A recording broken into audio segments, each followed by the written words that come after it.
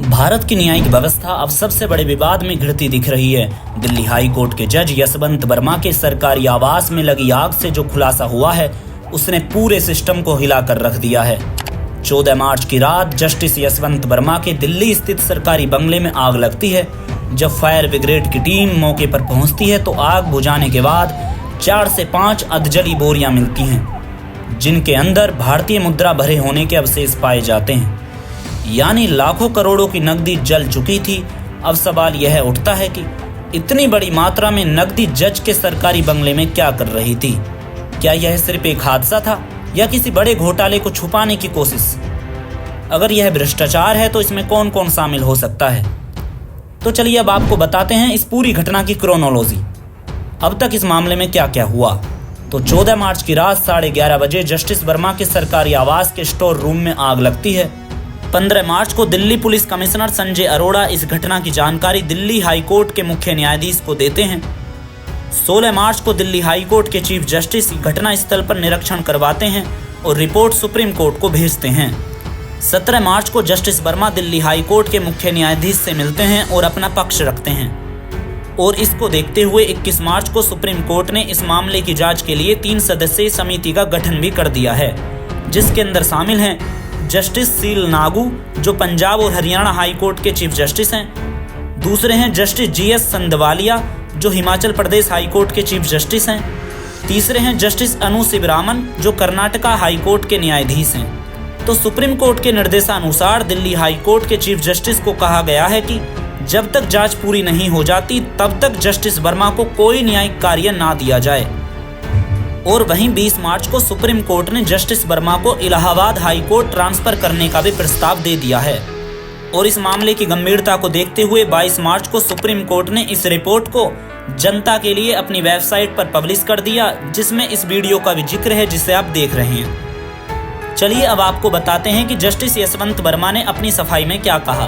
तो जस्टिस वर्मा ने खुद को निर्दोष बताते हुए इस पूरे मामले को साजिश करार दिया है। जी हाँ, उन्होंने कहा है कि जिस कमरे में आग लगी वह स्टोर रूम था। वहां पुराने और अनुपयोगी सामान रखे जाते थे। वहां कई लोग आ जा सकते थे, जिसमें नौकर भी है, माली भी है, CPWD के कर्मचारी भी शामिल है। आगे जस्टिस वर्मा ने कहा कि जब यह घटना हुई तो उस वक्त मैं दिल्ली में नहीं था बल्कि भोपाल में था। मुझे इस घटना की जानकारी मेरी बेटी ने दी थी। जस्टिस वर्मा ने अपनी सफाई में आगे कहा कि जब मैंने खुद जाकर देखा तो वहां कोई नकदी नहीं थी।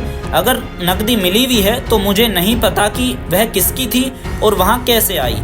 तो अंत में जस्टिस वर्मा ने यही बात कही है कि मुझे लगता है कि यह मेरे खिलाफ एक साजिश है और कोई मुझे फंसाने की कोशिश कर रहा है। अब जनता के मन में सबसे बड़ा सवाल यह है कि क्या जस्टिस वर्मा सच बोल रहे हैं या फिर यह सच में किसी बड़े घोटाले को छुपाने की कोशिश है।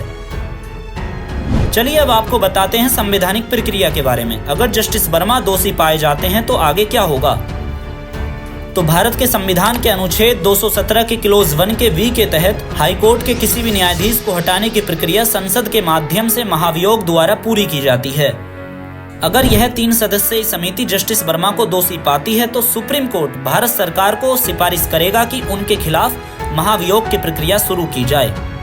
तो महाभियोग की पूरी प्रक्रिया क्या है, इस पर भी नजर डाल लेते हैं। तो संसद के किसी भी सदन यानी कि लोकसभा या राज्यसभा में महाभियोग प्रस्ताव पेश किया जाएगा और संसद में एक विशेष जांच समिति बनाई जाएगी जो इस मामले की जांच करेगी। अगर वह जांच समिति उन्हें दोषी पाती है तो दोनों सदनों में विशेष बहुमत यानी 2/3 बहुमत से प्रस्ताव पारित किया जाएगा और अंत में राष्ट्रपति की मंजूरी के बाद न्यायाधीश को उनके पद से हटा दिया जाएगा। आपको एक महत्वपूर्ण बात भी बता दें कि भारत के इतिहास में अब तक किसी भी जज को महाभियोग के जरिए नहीं हटाया गया है। हालांकि कुछ मामलों में जजों ने आरोप लगने के बाद खुद से इस्तीफा दे दिया था। अब यह देखना दिलचस्प होगा कि क्या न्यायपालिका इस मामले में पारदर्शिता बरतेगी या फिर यह मामला भी किसी और घोटाले की तरह दफना दिया जाएगा। तो इस मामले पर आपकी क्या राय है, हमें कमेंट में जरूर बताएं। और अगर यह रिपोर्ट आपको पसंद आई है तो हमारे इस वीडियो को लाइक करना और शेयर करना ना भूलें और हमारे AGL न्यूज चैनल को सब्सक्राइब करना तो बिल्कुल ना भूलें। शुक्रिया।